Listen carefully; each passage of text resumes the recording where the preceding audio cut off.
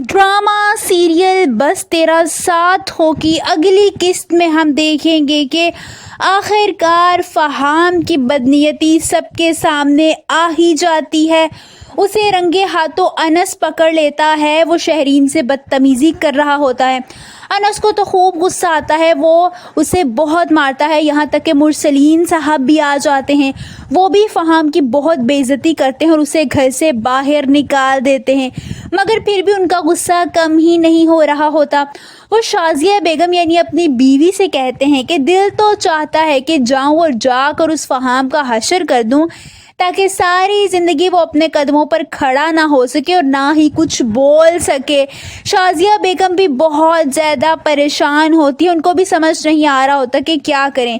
वहीं हम देखेंगे कि शहरीन का भी बुरा हाल होता है। उसको तो यकीन ही नहीं आता कि फहाम की नीयत ऐसी थी और वो उसके साथ ये सब कुछ करना चाहता था।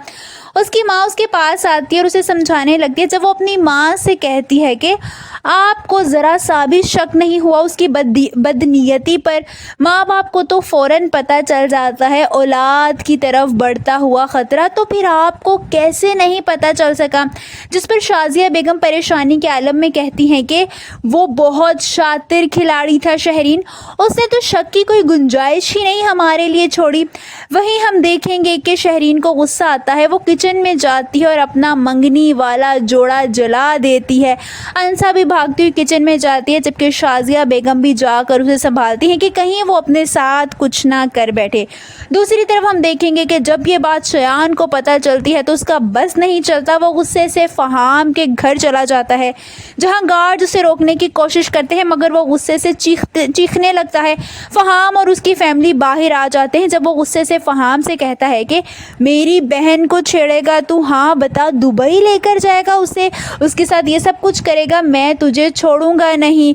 फहाम को भी गुस्सा आता है। वो अपने गार्ड्स को एक ऑर्डर देता है और कहता है कि इस पर गन तान ले, और उसकी बात सुनकर सारे गार्ड्स शयान पर गन तान लेते हैं, यहाँ तक कि शयान की बोलती बंद हो जाती है। आप सबको क्या लगता है, क्या फहाम शयान को जेल में पहुंचा देगा? कमेंट्स में अपनी राय का इजहार ज़रूर कीजिए।